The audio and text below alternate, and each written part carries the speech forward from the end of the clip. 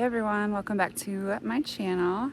I have a garden update for you. So a couple weeks ago, I tried to get footage of me putting in my garden from everything that I grew in my greenhouse and everything I started indoors, but I did not have any more storage on my phone. So since then, I was able to delete a bunch of stuff and I got my garden in. So I'm gonna go through and show you everything that's in the beds, and not everything is in yet. I still wanna get some sweet potatoes. I haven't been able to locate any from any local greenhouses yet.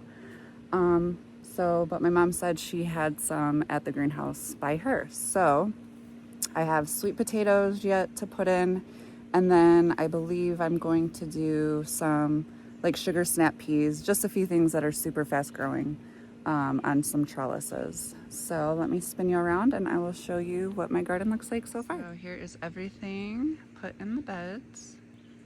My babe has been trying to get down a few trees on our horizon line that are casting a little bit of shadow on my beds for a couple of hours. So he's been working on that just so they can for sure get a full 6 to 8 hours of sunlight. So right here in the front, I have the carrots that I started indoors, which I know that's probably kind of silly, but in between, so I have a secret row right here of some carrots that I direct sowed just a few nights ago. So right here you can see I have this is garlic. So on all my beds in the front row I have garlic because they don't need a whole lot of space. They just need a little bit of root space and enough to grow the bulb of the garlic. So that's in that first row. And then I also have in the second row, these are my these are my zucchini plants that I started. They're looking a little rough, so in between I did direct sow a couple seeds in between these plants just in case my zucchinis that I started indoors don't make it. And then same thing with my cucumbers. I'm gonna eventually have a cattle panel right here for my cucumbers to grow on. So these are all my starts. And I also direct sowed some cucumbers in between these plants as well. So those are on my ends of my bed, and hopefully those will grow over and make a nice little arch. I probably will put like some sugar snap peas, something that grows really fast, on my arch as well. Oh look, I'm getting a little cucumber already. That's probably not a good thing, but anyways. So then on the back of my bed, I have all of my tomato plants, which those are all looking really great. And then over in this bed, I have some salad right here. And then I did direct sow some other salad seeds, either in front of here or behind. I can't remember which. My spinach that I started indoors, I honestly don't even know if this is a spinach plant. That might just be a weed of some sort. But anyways, I didn't get any good plants of spinach. But so then the middle is my summer squash. And again, I did direct sow some in between in case something happens to these. And then in this back row, I have some more garlic that's starting to sprout. And then today we just filled this bed. We went and got 2 more yards of dirt. So in this one, I'm probably gonna do some beets and maybe just some flowers. I might direct sow some flowers in there. I'm not sure yet, but that one gets a lot of sun. That one doesn't get any shade whatsoever. So something that needs a lot of sun, obviously. And then, which is most plants, and then this bed is my pepper bed with some more tomatoes on the back. So once these get a little bit taller, I'm gonna put some T-posts on the corner and just some strings horizontally, just for a little bit of stability. So I can, there'll be like 2 tomato walls. 2 rows of my peppers, which I did jalapenos, bell peppers, and just like a chili pepper mix, I think. And then again, in the very front of this bed, I have more garlic that has been sprouting. And then we had enough dirt to fill this, so this might just be some gladiolas or some kind of flower bed. And then here is my potato bed, which is doing really good. So I ended up putting another layer of soil on top of all my plants that started sprouting. So this is my second hilling, I guess you would call it, which should be good for the rest of the season. So now that I have another layer, so it's dirt where the potatoes were planted, hay, another layer of dirt, and then I'm putting another layer of hay on top of this to cover as much of the plants as I can, just leaving a little bit out to get some sunlight so that they can continue to potato underneath all of that. But potatoes, I guess, can grow without soil at all and just straw, so I don't know. So this is kind of an experiment. I just thought maybe if I hilled them one more time and put more straw, I'd probably put more straw a couple more times actually, just to try to get as many potatoes as possible. Now everything that I put in there, which was actually, I just put like 20 crowns of strawberries in this little one, and they're not doing anything, so I'll have to figure out something for that as well. So, and then I did get a bunch of hostas for my center garden bed that are yet to be put in because I have to clean that up a lot. But I ended up getting poison ivy, I don't know, about a month and a half ago, and I'm kind of afraid to get back in that bed because there's tons of poison ivy. And then these are all the berry plants I bought, and they don't seem to be doing anything as well. So anything that Meijer puts on sale, probably don't buy it because it's probably dead. So yeah, these are doing nothing. So I might use these buckets to do maybe trellis up some peas or something. I'm not sure. So yeah, there is my garden so far. I just wanted to give you guys a little update because, like I said, I wasn't able to get any footage of me doing this and all the work I've been doing the last few weeks because of my phone storage. So I also have one more update for you guys before we get to what today's video is all about, because I also didn't get any footage of this, but we were able to get all the girls used to each other. So the little girls still hang out in a group. They're just kind of sunbathing and getting dust baths, but they all roost and hang out with the big girls. So they do have the 2 separate groups. The big girls, which is the 4 big ones, they're able to get out of the coop still because we didn't put the bird netting up yet, but they kind of roam around with each other. And then the little girls, the 20 little girls, hang out with each other, but they are all getting along. We let them play outside all day one day, and ever since then, they've been roosting together, and they're not really being aggressive, and I think everything is good. Plus, the babies are pretty big now. They're almost chicken size. They're not very little anymore, so all is good in the chicken department now. So in today's video, I'm gonna be just doing some relaxing, potting up some flowers that I got.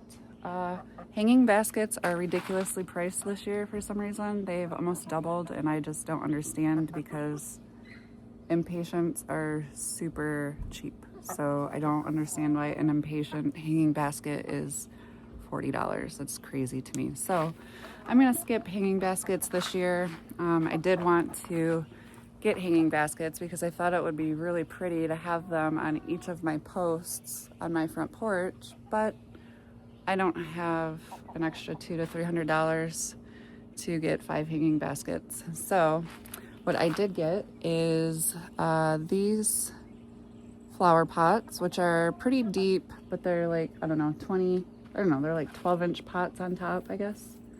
Something like that. So I just got two. They were 20 bucks a piece. I'm gonna put one right here and then one where that one is already sitting, just for a little focal point. And then my brother did get me a really pretty hanging basket for Mother's Day, so I'll just have the one hanging on this post in between my two flower pots. So that's what I'm gonna be working on today. So I already drilled holes in the bottom of my pots. And then I'm gonna put a couple rocks just for stability so they don't get tippy on me. And then I will walk you through everything I'm gonna put in them as I do that.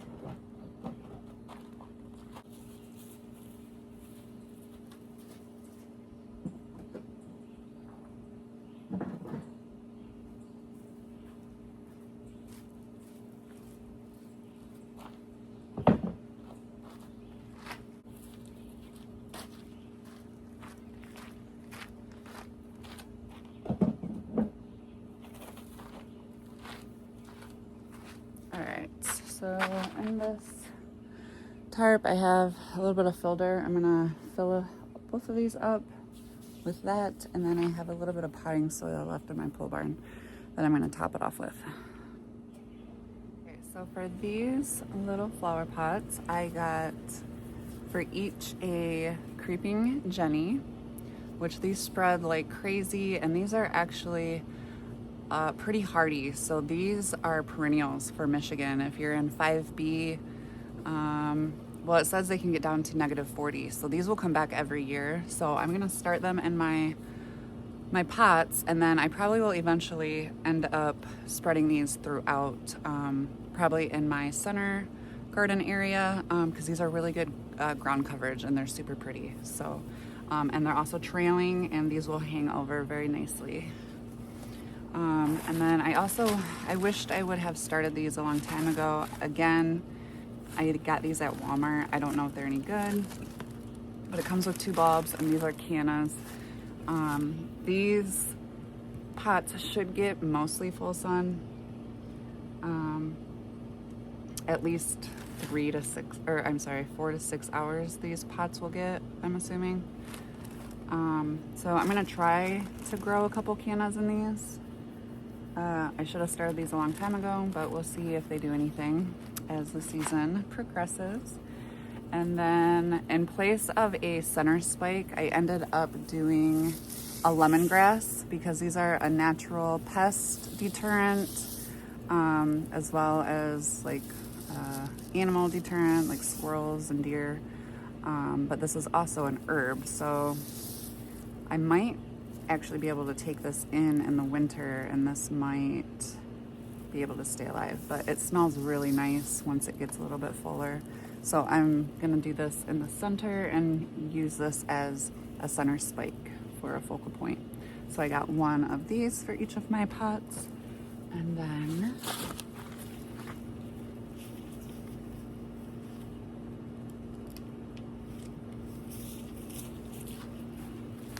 I ended up doing some purple petunias because these like a lot of sun. So these should do really well right here, as well as marigolds. So I'm gonna do some of these. I'll probably put some of these elsewhere as well, maybe in my garden area where I'm growing veggies. But so yeah, let's get started. So first I'm gonna find a spot in the back of my pot for my cannas. I hope these do something. I'm not really sure if they will, but everything is an experiment every single year, so let's hope. So the tuber looks pretty good. I wouldn't say the roots look nice, but oh yeah, they are alive. So you can see that little nub coming up. That tells me there's life. So that's good. All right, so, and then these you can dig up out of your pots or out of your ground every single year. Put them in a brown paper bag and plant them the next year. And then you're just gonna multiply the tubers over and over and over again, which is my plan, so that eventually I can sell beautiful cannas for people to start in their flower beds or their flower pots every year. So that is a long-term goal of mine. So I'm gonna find a nice spot in the back corners for those. Ooh, this one. Okay, so this one shriveled up and died, and I don't see any life in this one. But I did get a few packs, so let me see. Let me see if there's any life. Yeah, I'm not seeing anything. This looks all rotted. Okay, I'm not gonna plant that one. Let me grab another bed.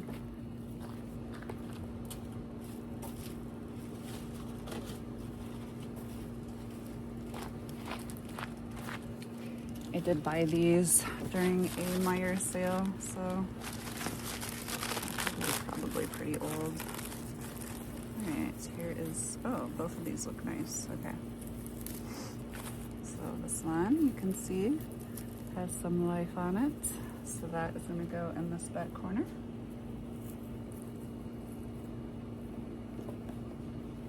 Okay. I'll save that one for my other bed. Alright, so now the center focal point. So I like to do things like in a staggered,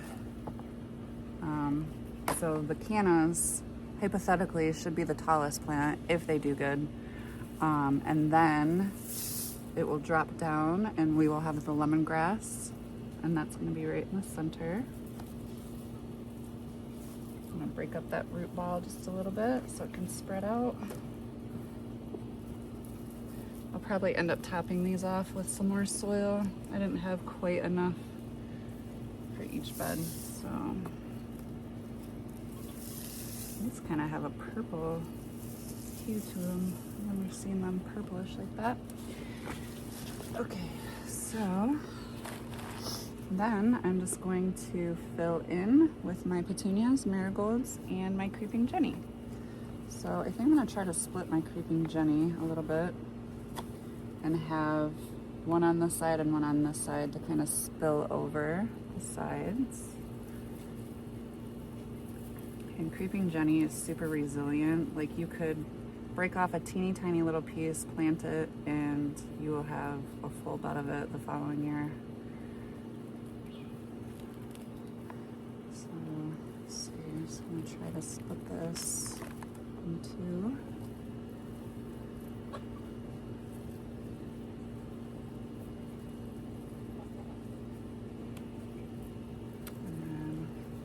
Kind of train it to start spilling over a little bit. But yeah, I'm gonna have to top off my bed here with some more soil eventually.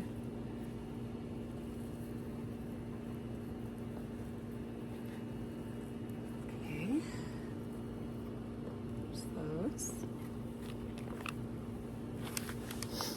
And I think my petunias, since I, let's see, I've got, these do grow out pretty big, so maybe I will do, let's see. Hello, Matt.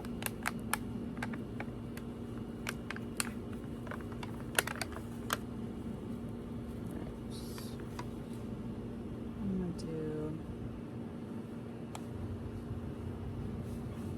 like one petunia and one marigold, one petunia, one marigold, one petunia, one marigold.